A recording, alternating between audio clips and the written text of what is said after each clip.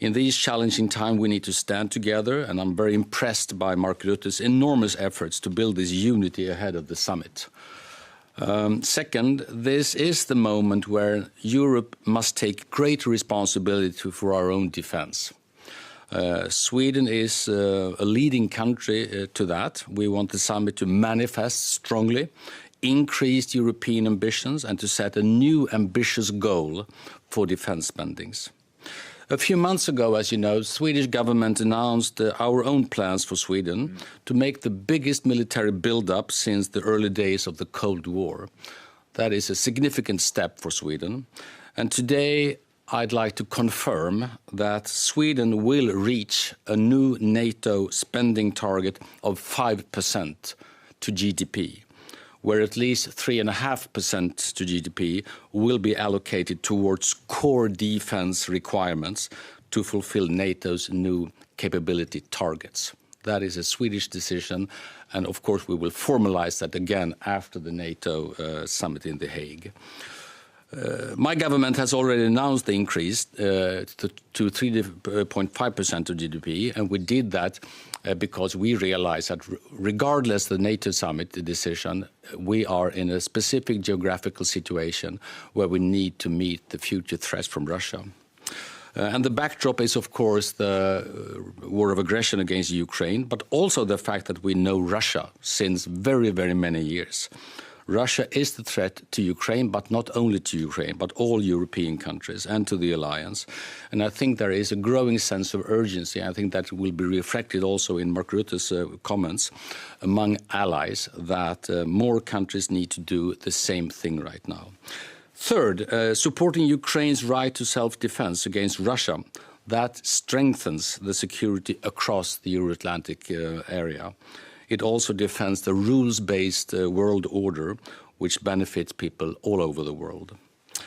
I think Sweden's entry into NATO slightly more than 1 year ago meant that we bring geography and we bring capacity to the alliance. And in terms of geography, I normally say just look at the map. Sweden is one of the largest European countries in NATO in terms of pure size, and we have the longest Baltic Sea coastline, and our historic experience in naval operations in the Baltic Sea is unmatched by any other nation, on the sea, under the surface and in the air. Regarding Russia, we see increased activity, including Russia allocating more resources than usual to the Baltic Sea right now. We also see that our targeting of the shadow fleet is affecting Russia's economy and diminishing its resources. And together with allies, we will continue and, if needed, ramp up our activities in the Baltic Sea.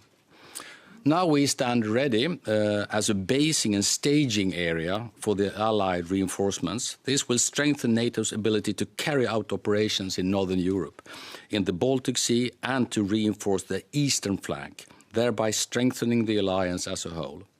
Which brings me to our capabilities. I won't bore you in details, but we joined NATO last year as a net security provider to the alliance, bringing some important national strengths across air, land, surface, subsurface, cyberspace and space domain. For us, all these are kept together. Our advanced defense and space industries, combined with some of Europe's strongest cyber and intelligence capabilities, enhance the alliance capabilities. And since joining NATO, finally, and I won't brag now, but I just want to mention them, we have deployed hundreds of soldiers to NATO's multinational brigade in Latvia. We have sent Swedish fighter jets to NATO's air policing mission, helping to secure Allied airspace. We have provided Gripen fighters to operate in Polish airspace to protect the logistics for providing Ukraine with material.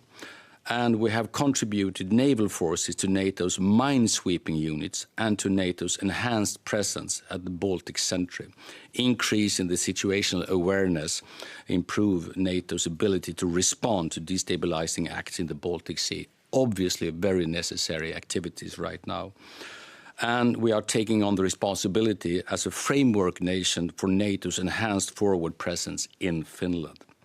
That is what we are trying to do right now. Finally, given the serious security situation right now, Sweden is entering a new phase of investment, building our country stronger through historic commitments to defense industry, to infrastructure, research and energy systems.